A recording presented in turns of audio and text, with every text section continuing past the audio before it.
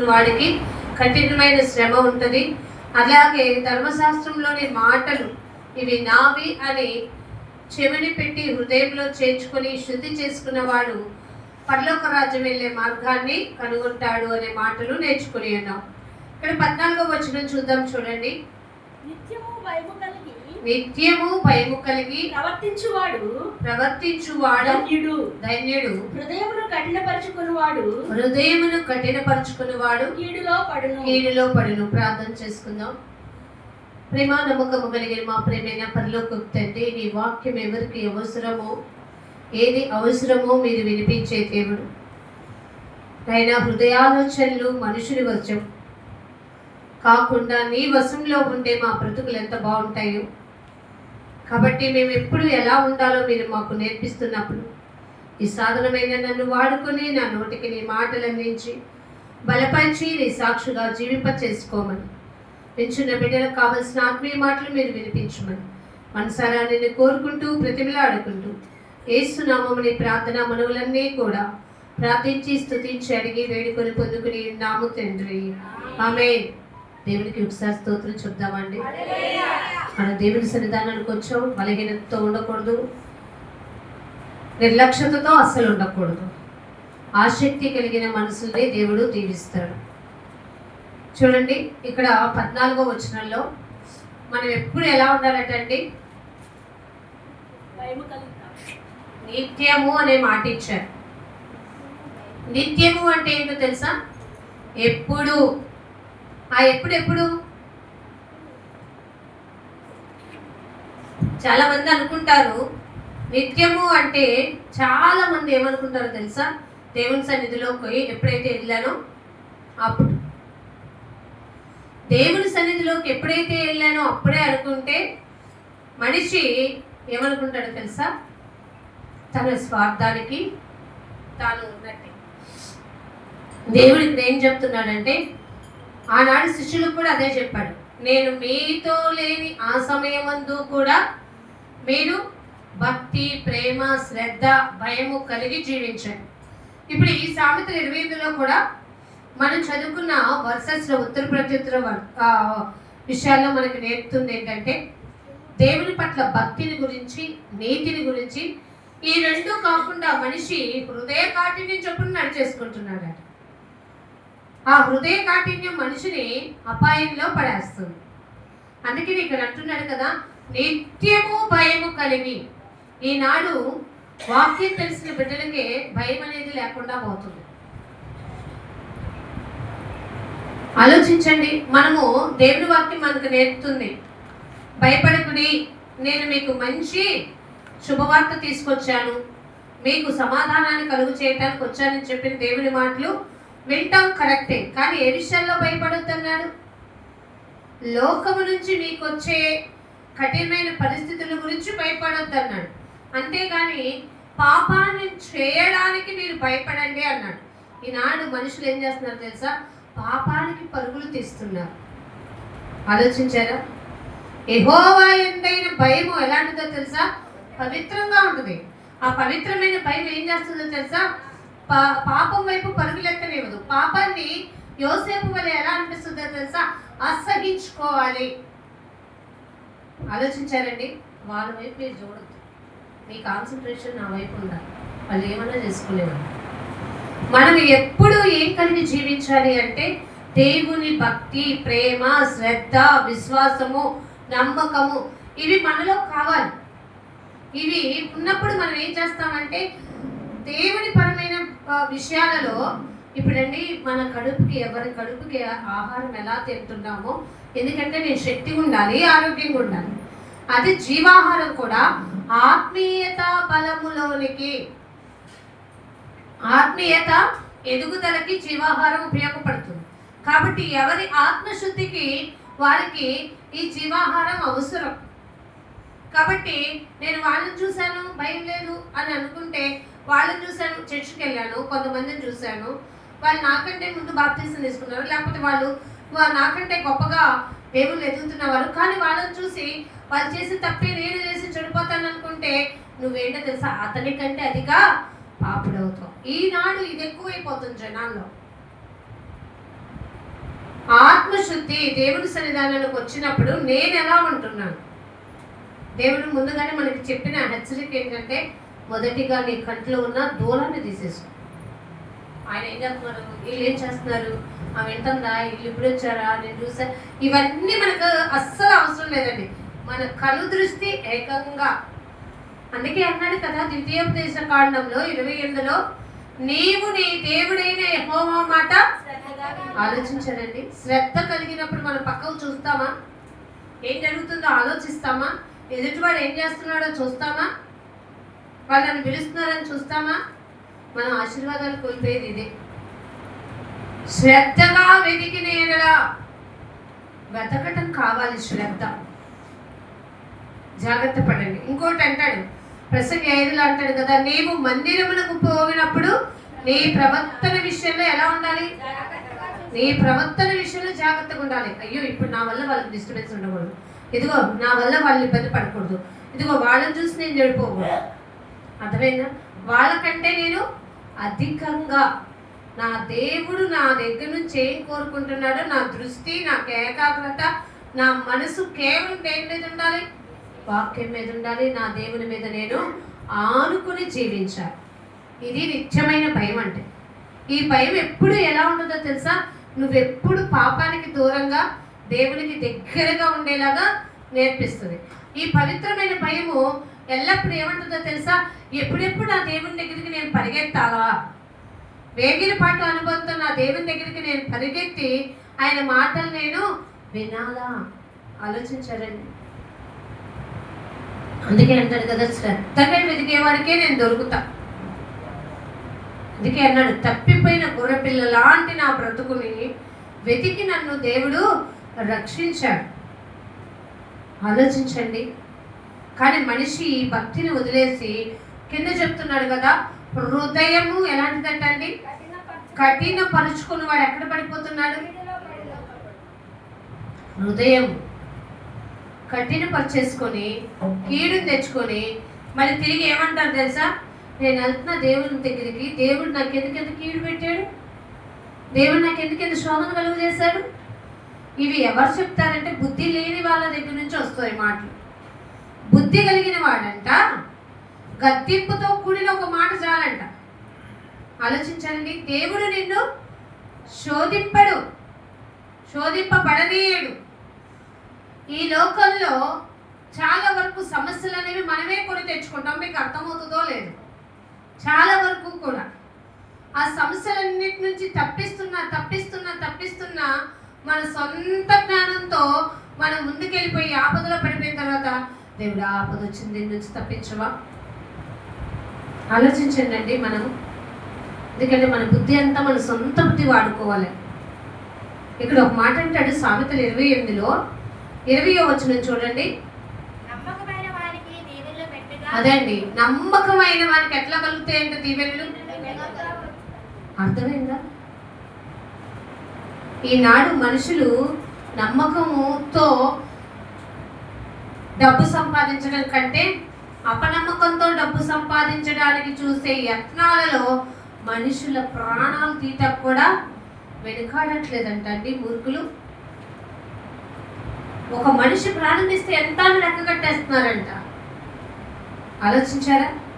అదే అంటాడు చూడండి 17వ వచనంలో, ప్రాణము తీసి దోషము పట్టుకొని వాడు గోతికి పరిగెత్తుచున్నాడు, ఎవరునూ అట్టి వాడిని. ఆలోచించారండి. అంటే వాడు ఆ నరకంలో వాడంతట వాడే వెళ్ళాలి అనుకుంటున్నాడు. ప్రాణము తీయ చూచువాడు పొంచి ఉంటాడు, వాడే అపవాది. వాడికి అవకాశం ఇవ్వకండి. నీ హృదయ కాఠిన్యం కాదు కావాల్సింది దేవునికి. నీ హృదయములో యేసుకు చోటివ్వడం కావాలి. మాకు తెలుసు కదా, ప్రకటన గ్రంథంలో ఉంటుంది. ఇదిగో నేను ఏం చేస్తున్నాను అంటాడు, తలుపు నొత్త నుండి తట్టుచున్నాను, నా స్వరము విని ఎవడు తలుపు తీస్తాడో. అంటే హృదయం అనే తలుపు వాక్యం విన్నప్పుడు తెరవడం తెలియాలి. హృదయంలో యేసయ్యకు చోటుందని చెప్తాం, పెదవులతో స్తుతించలేని బ్రతుకు ఉంటే అది నిత్యభయము కలిగినట్టు కాదు. మనం నిత్యము కూడా ఆయన ఎందుకు భయభక్తులు గలవారమైతే లోకమునికి జయించిన ఘనత దేవునికి ఉంది కాబట్టి ఆ యొక్క ఘనత కలిగిన దేవుని వైపే మన అడుగులు ఏం చేయాలంట, పరిగెత్తే విధానంలో ఉండాలి. తప్పిపోకుండా నిలబడగలిగిన శక్తిని మనము పొందుకోవాలి. అందుకనే ప్రాణం తీసేవాడి కంటే దేవునికి ఎవరు కావాలట, నమ్మకమైన వాడు. నమ్మకమైన వాడు అని అంటే అనేక మంది ఉన్నా కానీ దేవుడు 1,00,000 మంది జనాల కోసం మోషేని ఎన్నుకున్నాడు కదండి. అలాగే మరి నినివే పట్టణంలో అనేక మంది నశించిపోతుంటే వారందరికీ ఆత్మరక్షణ కలుగు చేయటానికి ఒక బోధకుడు అవసరమని ఎవరిని పికప్ చేసుకున్నారు, యోనాని. అర్థమైందా? అలాగే ఎంతో మంది దేవుని బిడ్డలుగా ఉంటూ ఇశ్రాయేలీలు, పరిసయ్యులు, శాస్త్రులు, అనేక మంది పెద్దలు మహాసభలో ఉండి వారందరూ కూడా దేవుని వాక్యం మరి వాళ్ళకి లోక జ్ఞానం ఉంది కానీ దేవుని జ్ఞానం లేకపోవటం వల్ల అత్యంత తెలివి కలిగిన తత్వవేత్త అయిన పౌలుని దేవుడు ఇతడు నేను ఏర్పరచుకున్న సాధనమై ఉన్నాడు. ఆలోచించారండి. మరి నువ్వు నేను అలా ఉన్నామా? ఇతడు ఈ పనికి పనికొస్తాడు, ఇతడు ఈ పనిలో నమ్మకస్తుడు, ఇతడు దేవునికి కావలసిన వాడు, దేవుని చేత ఏర్పరచబడినవాడు, ఇదిగో నా పని ఉంది, నా పనికి నేను పరుగులెత్తాలని ఆలోచన కలిగిన వ్యక్తులుగా ఉంటే మనం దీవెనలు పొందుకుంటాం. అందుకే అంటున్నాడు, నమ్మకమైన వారికి దీవెనలు ఎట్లా కలుగుతాయంట, మెండుగా కలుగుతాయి. ఇప్పుడు మనం ఇప్పటి వరకు బ్రతికున్నామంటే దీవెనే, చెల్లించగలుగుతున్నామంటే దీవెనే, ఉనికి కలిగి ఉన్నాము అంటే దీవెనే. మనం చూడండి, చాలా మందిని చూస్తాం, నిన్నటి దాకా బాగున్నావుగా, అయ్యో నేను వచ్చినప్పుడు బాగున్నావుగా అని కొంతమందిని అంటూ ఉంటాం. కానీ వాళ్ళ అనారోగ్య పరిస్థితి చూసినప్పుడు అయ్యో ఇంత భయంకరంగా ఉంది ఏంటి, అయ్యో ఏంటి ఇంత సడన్గా అయిపోయింది ఏంటి, ఎంత మంచి వ్యక్తి అని అనుకుంటాం. ఆలోచించారా? అందుకేనండి మనం మంచం మీద పడకముందే ప్రేమ కలిగి చేయి చాచి మనల్ని పిలుస్తున్న దేవుని వైపు ఏం చేయాలో తెలుసా, తిరగాలి, మళ్ళుకోవాలి. మంచం మీద పడ్డాక చూసాంలే, లేకపోతే తగ్గించిన తర్వాత చూసుకుందాంలే, లేకపోతే ఇంకేదన్నా మేలు జరిగితే అప్పుడు చూద్దాంలే దేవుణ్ణి అంటే నువ్వు భక్తి కలిగిన వాడు కాదు. కేవలం నువ్వు మేలు కోసం ఎదురు చూసేవాడు. అలాంటి భక్తి మంచిగా నిన్ను ఉంచదు. జాగ్రత్త పడు. దేవుని కూర్చిన అనుభవ జ్ఞాన విషయంలో మనము గనక సరిగ్గా లేకపోతే మనం ఏమైపోతాం తెలుసా, జారిపోతాం, పడిపోతాం. క్రీస్తును కూర్చిన అనుభవ జ్ఞానం అంట కొంతమంది లేక ఆపదలలో పడిపోతున్నాడు. అందుకనే మనకి ఏమవ్వాలో తెలుసా, క్రీస్తును కూర్చిన అనుభవ జ్ఞాన విషయంలో మనం ఎప్పుడూ ఎదుగుతూ ఉండాలి. అది ఆత్మీయతలో మనల్ని ఏం చేస్తుందంటే బలపరుస్తుంది. చూడండి, కీర్తనల గ్రంథంలోనే 112వ కీర్తనలో 112వ కీర్తన 1వ వచనం, యెహోవాను స్తుతించుడి, యెహోవాని స్తుతించుడి. యెహోవాని ఏం చేయాలంటండి, స్తుతించాలి. స్తుతించుడి. యెహోవా యందు భయభక్తులు గలవాడు, యెహోవా యందు భయభక్తులు గలవాడు ఆయన ఆజ్ఞను బట్టి అధికముగా ఆనందించువాడు ధన్యుడు. ఒకటి కాదండి, ఆజ్ఞలను బట్టి దేవుడు నిన్ను అధికంగా ఏం చేస్తాడు తెలుసా, ఆనందించే స్థితికి తీసుకెళ్తాడు. అర్థమైందండి? యెహోవాను కూర్చున్న ఆనందం నీలో రావాలి. ఆ ఆనందం నిన్ను ఎలాంటి స్థితికి తీసుకెళ్తుందట, ధన్యకరమైన స్థితికి. యెహోవా యందు ఆనందించువాడు ధన్యుడు. ఆలోచించారా? దేవుని దగ్గరికి వస్తే సంతోషం ఉంటుంది, సమాధానం ఉంటుంది, ఆ ప్రేమలోని విలువ తెలుస్తుంది, ఆయన యొక్క త్యాగం తెలుస్తుంది, ఆయనకు లాగా నీతిగా యథార్థంగా ఎలా సమాధాన స్థితిలో నడవాలో తెలుస్తుంది. కానీ అన్నీ తెలిసినా కానీ నేను మూర్ఖుల్లాగానే ఉంటాను, నా అహం నాది, నా గర్వం నాది, నాది నేను, నాకు నచ్చినట్టు ఉంటాను అనుకుంటే అదే అంటున్నాడు, నీకు నచ్చినట్టుంటకి భూమి మీదకి రాలేదని ప్రతి క్రైస్తవుడు నేర్చుకోవాలి.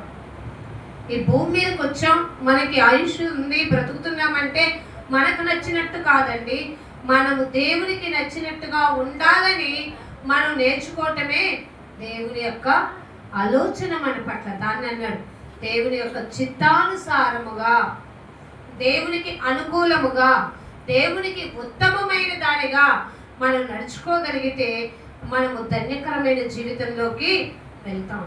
అంతేకాకుండా ఇది వద్దు అని హృదయాన్ని కఠినపరుచుకున్నావా, ఆపదలో పడతావు, శిక్షలో విధింపబడతావు. నువ్వు మాట్లాడేది ఇప్పుడు ఆపద కాదు, రాబోయే ఆపద. అర్థమైందండి?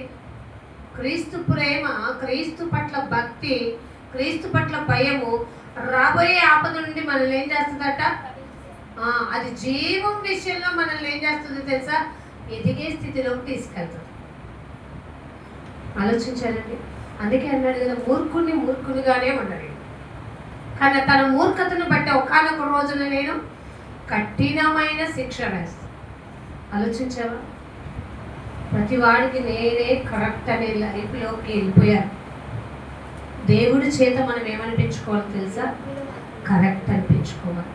దేవుని చేత నమ్మకం అనిపించుకోవాలి. దేవుని చేత మనం బలా అనిపించుకోవాలి. దేవుని చేత మనము యోగ్యమైన వారు అనిపించుకోవాలి. ఆలోచించారు? హృదయాన్ని కఠినపరుచుకునేవాడు శిక్షను విధించబడి స్థితికి వెళ్తాడు. హృదయంలో దేవునికి చోటిచ్చేవాడు దేవుని శిక్ష నుండి తప్పించబడి దేవుడిచ్చే ధన్యతలోకి వెళ్ళగలుగుతాడు. అదే చూడండి, రోమిలకు రాసిన పత్రికలో 2వ అధ్యాయంలో, రోమిలకు రాసిన పత్రిక 2వ అధ్యాయం 5వ వచనంలో మనుషుని యొక్క హృదయ కాఠిన్యం గురించి మాట్లాడుతూ, నీ కాఠిన్యమును మార్పు పొందని నీ హృదయమును, మార్పు పొందని నీ హృదయమును అనుసరించి. అర్థమైందండి? మనుషులట తన హృదయాన్ని ఏం చేసుకోలేట? ఆలోచించా? మార్పు నందని హృదయం. అయ్యో అదేంటి, నేను రక్షణ తీసుకున్నా, బాప్తీసం తీసుకున్నా అంటే, మార్పు నందని మనసు నీలో ఉంటే ఉగ్రతి పాలకి గ్రోత్. దానికి కొంచెం పైన చదవండి అమ్మా. దేవుని అనుగ్రహము, దేవుని అనుగ్రహము మారు మనసు పొందుటకును, మారు మనసు పొందుటకు నిన్ను ప్రేరేపించుచున్నదని ఎరుక. అదండి దేవుడు చూపించే అనుగ్రహం అంటే, దేవుడు చూపే కృప, ప్రేమ. నువ్వు ఏం పొందడానికి అనుగ్రహించుతున్నట? రాత్రి కాలం మనం మాట్లాడుకున్నాం, వచ్చిన వాళ్ళకి తెలుస్తుంది. కొరీజీనా, బెత్సయదా, వాళ్ళ యొక్క దేశాలలో దేవుడు ఏం చేశాడు? స్వస్థత, అద్భుతాలు చేశాడు. కానీ వాళ్ళ హృదయం అట దేని వైపు తిరిగిపోయిందట? మారు మనసు పొందకుండా చూసి దేవుడు ఏం చేశాడు? వాళ్ళని గద్దించేశాడు. ఇక్కడ అదే అంటున్నాడు, మార్పు నందని నీ యొక్క హృదయ కాఠిన్యము మారు మనసు పొందుటకు నిన్ను ప్రేరేపించుచున్నదని ఎరుగక. చాలా మంది అంటారు, ఇప్పుడు నేను తిన్నది అరిగించుకుంటున్నా, లేకపోతే చెల్లించగలుగుతున్నా, బ్రతకగలుగుతున్నా, వెళ్ళిన వాడిని నేను తిన్నగా క్షేమంగా ఇంటికి రాగలుగుతున్నా, ఇది భగవంతుని దయా, నా దేవుడు నాకు ఇచ్చిన కృప, అనుగ్రహం అనేది ఎరగట్లా. దేవుడికి క్యాజువాలిటీ లైఫ్ అయిపోయింది అంతే. ఎరుగక ఏమంటున్నాడటండి? ఆయన అనుగ్రహ ఐశ్వర్యమును, ఆయన అనుగ్రహ ఐశ్వర్యమును, సహనమును, దీర్ఘశాంతమును తృణీకరించుదువా. ఏమేం తృణీకరిస్తున్నారంటండి? దేవుడు అనుగ్రహించే ఐశ్వర్యము, సహనము, దీర్ఘశాంతాన్ని ఏం చేస్తున్నామట? మన హృదయంలో ఉన్న కాఠిన్యత చొప్పున మనకు మనమే త్రోసివేసుకుంటున్నాం. ఆలోచించారండి? అందుకే ఈ విషయాల్ని వాళ్ళు పోగొట్టుకుంటున్నారని ఆ లూకా సువార్త 12వ అధ్యాయంలో వాళ్ళని దేవుడు గద్దించాడు. ఈనాడు నిన్ను కూడా గద్దిస్తున్నాడు, నీ హృదయ కాఠిన్యాన్ని బట్టి. నువ్వు మారవా? నీ దీర్ఘశాంతం, నా యొక్క దీర్ఘశాంతంతో నువ్వు చెలగాటమా? నువ్వు పాట ఉంటుంది కదండి, యేసయ్య ప్రేమతో నీవేమైపోయావు? చెలగాటం చేస్తున్నావు. సందేహమేలా, సంశయము అదేలా. నీకు యేసయ్య ప్రేమ ఏమైపోయింది? చులకనైపోతుంది. ఆయన చూపించే అనుగ్రహం చులకనైపోతుంది. నువ్వు ఆయన ఇచ్చే ఐశ్వర్యాన్ని నువ్వేమనుకుంటున్నావంటే నీ సొంత జ్ఞానంతో తెచ్చేసుకుంటున్నాను అనుకుంటున్నావు. ఎన్నాళ్ళు తృణీకరించెదవా? ఇదంతా ఏంటో తెలుసా? నీ కాఠిన్యమును మార్పు చెందని నీ హృదయం అనుసరించి ఉగ్రత దినముకు. ఆలోచించావండి? నీ హృదయ కాఠిన్యము ప్లస్ మార్పు చెందని నీ యొక్క మనసును బట్టి నీ యొక్క హృదయమును నువ్వేం చేస్తున్నావట? అనుసరిస్తున్నావు. మనకు తెలుసు మనం ఏమనుసరించకూడదు. దేవుని వాక్యం ఏం చెప్తుంది చెప్పండి? సామెతల గ్రంథం 3వ అధ్యాయంలో 5, 6 వచనాల్లో ఉంటుంది అనుకుంటా. ఒకసారి చూద్దామా? నీవు నీ సబుద్ధిని ఏంటంటే ఏ బుద్ధిని ఆధారం చేసుకోవద్దంటారు? మరి ఏం చేస్తున్నారు? ఆలోచించండి. సబుద్ధిని ఆధారం చేసుకొనక నీ పూర్ణ హృదయముతో దేని ఎందుకు నమ్మిక ఉంచమంటున్నాడు? కానీ మనుషులు దేని ఎందుకు నమ్మిక ఉంచుతున్నారు? అంతా వాళ్ళ తెలివి, జ్ఞానం, యుక్తి. అర్థమైందండి? అతిశయించువాడు తన బలమును బట్టి అక్కడే అదే ఉంటుంది కదా బైబిల్లో. ఏమని ఉంటుందంటే తన శౌర్యమును బట్టి, జ్ఞానమును బట్టి అతిశయించకూడదు. అతిశయించువాడు కేవలం ప్రభువైన యెహోవా నామమును బట్టే అతిశయింపవలెను కదా. ఆలోచించారండి? ఎన్నాళ్ళు నీ మార్పునందని హృదయ కాఠిన్యం చొప్పున నడుచుకుంటావు? ఎన్నాళ్ళు నీలో ఒక క్యాజువాలిటీ లైఫ్ అని బ్రతికేస్తావు? ఉంటే ఉంటావురా, పోతే పోతావురా అని ఎన్నాళ్ళు అలా ఉండిపోతావు? జాగ్రత్తగా ఉండు. దేవుని వైపు తిరగడం మనకి తెలిస్తే మనం ఎలా మేల్కొండాలో కూడా మనకి తెలుస్తుంది. అందుకని ఇక్కడ అంటున్నాడు, నీవు నీ హృదయమును అనుసరించి ఉగ్రత దినమునకు అనగా దేవుని న్యాయమైన తీర్పు బయలుపరచు దినమందు నీకు నీవే ఉగ్రతను ఏం చూసుకుంటున్నావట? సమకూర్చుకొనుచున్నావు. ఆలోచించారండి? తమంతట తామే ఉగ్రతకి ఏమైపోతున్నారట? సమకూర్చుకొనుచున్నారట. దేవుడు ఏమంటున్నాడు? ఆ పరలోక రాజ్యంలో ఆ దినానికి మీరేం చేయమంటున్నాడంటే, మీరేం చేయమంటున్నాడు? మీ దివిటీలని వెలిగించుకోండి, నడుములని కట్టుకోండి అంటే ఇక్కడ ఉగ్రత హృదయ కాఠిన్యం చొప్పున ఏమంటున్నారట? మేము ఉగ్రతని సమకూర్చుకుంటున్నామంటారట. ఎంత హృదయమో తెలుసండి. మనకి ఇర్మీయా గ్రంథం 17వ అధ్యాయం 9వ వచనం ఏం చెప్తుంది చూడండి. హృదయము, ఇర్మీయా గ్రంథం 17వ అధ్యాయం 9వ వచనం. హృదయము అన్నిటికంటే మోసకరమైనది. హృదయము అన్నిటికంటే ఏమైపోయిందట? మోసకరమైనది. మరి నీ స్వబుద్ధిని ఆధారం చేసుకున్నప్పుడు మోసమైన దాన్నే కదా నమ్ముతాము కదండి.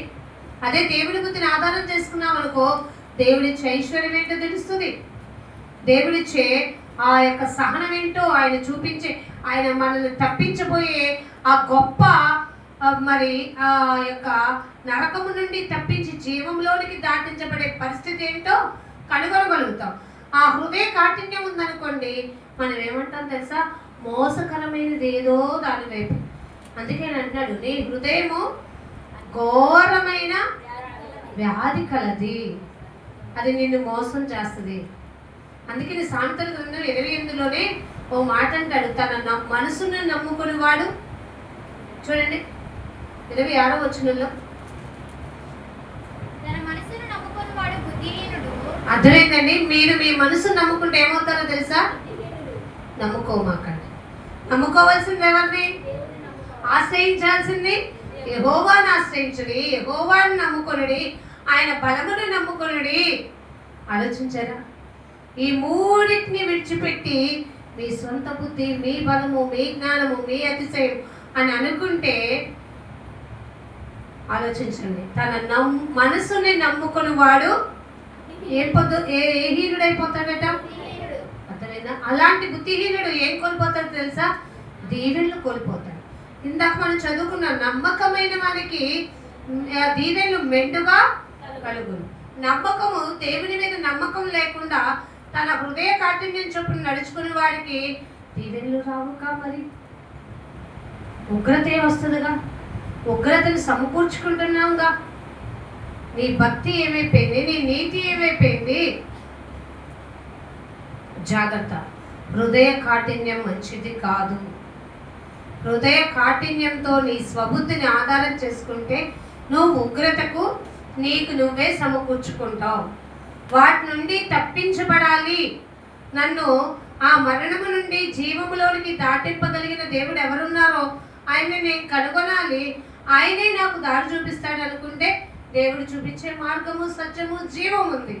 ఆయనని వెంబడిస్తూ ఉంటే ఆయన చెప్పిన, దేవుడు చెప్పిన నీతి ఏదో, భక్తి ఏదో, విశ్వాసం ఏదో, ప్రేమ ఏదో, సార్థకం ఏదో, ఆ మాటలు మనల్ని సాధకము చేయమని చెప్పిన ఆ దేవుని యందు మన లక్ష్యం ఉంచితే మనం ఏమైపోతాం తెలుసా? ఆపదలో నుండి విడవబడతాం. అందుకని అన్నాడు సామెతలు 28:13, అతిక్రమములు దాచుకునేవాడు, హృదయ కాఠిన్యం ఉన్నవాడు ఏం చేస్తాడు? అతిక్రమాలని దాచే పెట్టుకుంటాడు. వాడికి ఎప్పుడు కూడా దేవుని ఎదుట ఒప్పుకోవాలి, దేవునికి క్షమాపణ చెప్పాలి, దేవుని దగ్గర పశ్చాత్తాపడాలి, ప్రాయశ్చిత్తం కోరుకోవాలి, అయ్యో కన్నీరు విడవాలి, ఈనాడు ఈ స్థితి నాది కాదు, కేవలం దేవుడిచ్చిందే అనేది గ్రహించక తన హృదయ కాఠిన్యం చొప్పున నడుచుకుంటే వాడు ఏం చేస్తాడో తెలిసి ఎప్పటికీ కూడా అతిక్రమాల్ని దాచిపెట్టుకునేవాడు. అలాంటి వాడు ఎప్పటికీ వర్ధిల్లడు. వర్ధిల్లినా కూడా ఎంతగా అవుతుందో అంటే అంతే తొందరలో హఠాత్తుగా ఏమైపోతాడ? నాశనమైపోతాడు. అందుకే నేను అంటున్నాడు, హృదయ కాఠిన్యం లేనివాడు, తన మనసుని గాక దేవుని నమ్ముకున్నవాడు ఏమవుతాడో తెలుసా? అక్కడ అంటది, వాటిని ఒప్పుకొని విడిచిపెట్టువాడు దేవుని దగ్గర నుంచి ఏం పొందుకుంటాడో తెలుసా? నీకు ఆ కనికరం కావాలా? దేవుని వైపు తిరుగు. దేవుని యందు భక్తి ఉందా? ఉగ్రతను సమకూర్చుకోవడానికి ఇష్టపడమాక. ఉగ్రత నుండి తప్పించగలిగిన సమర్థుడైన దేవుడిని కలుగు. ప్రభా నీ యందు నేను లక్ష్యం ఉంచుతాను. అదేంటంటే 28వ సామెతలలో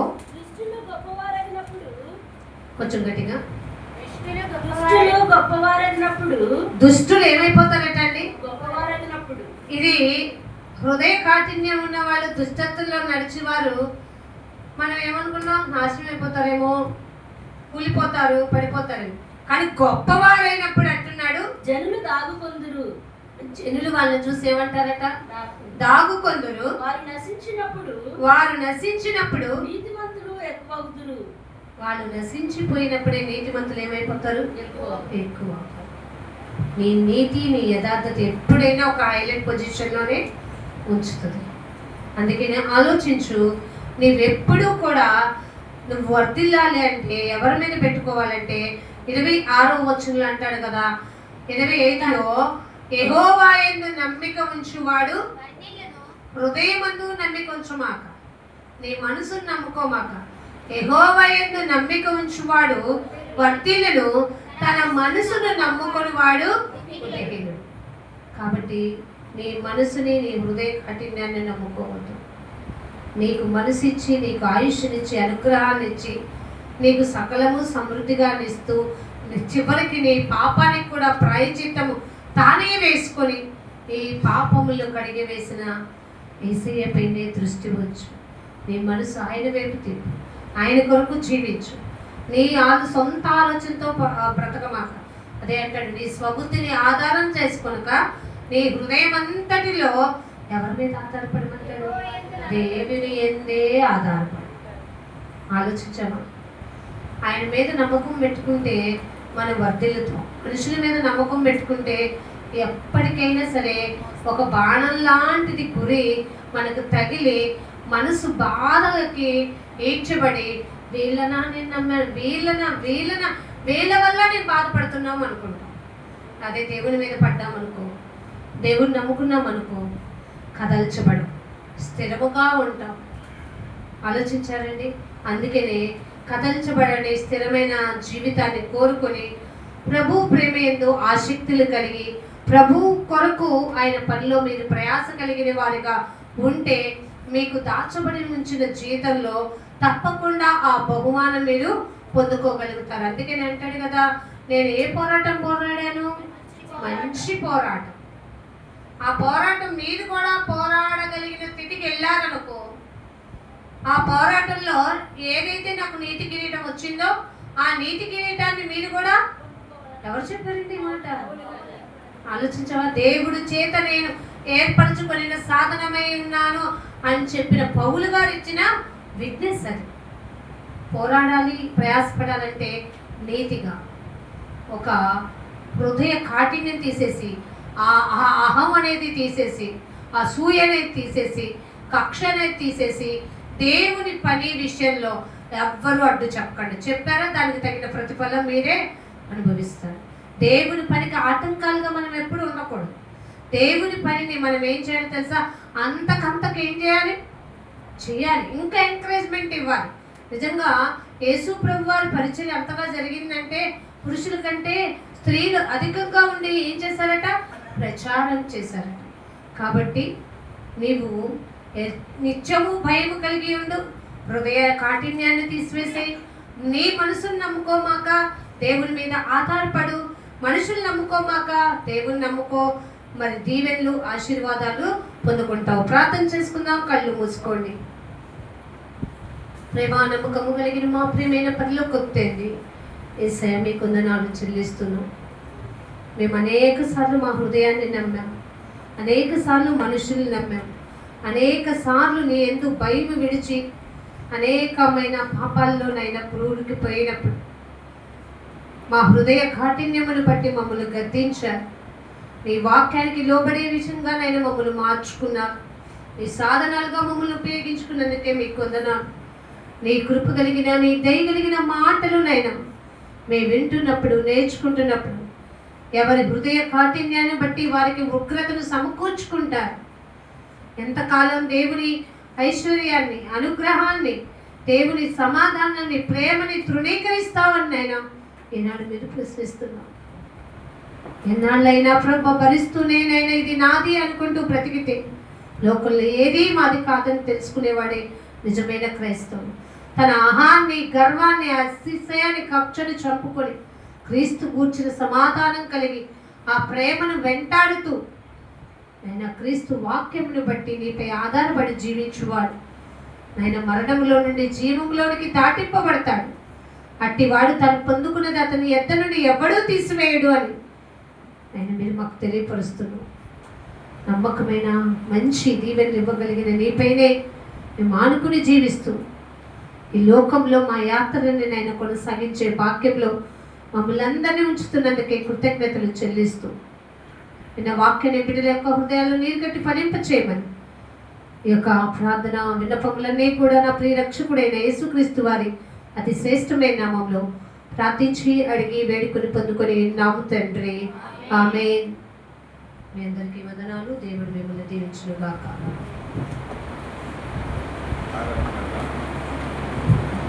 దయచేసి గమనించండి, వాక్యానుసార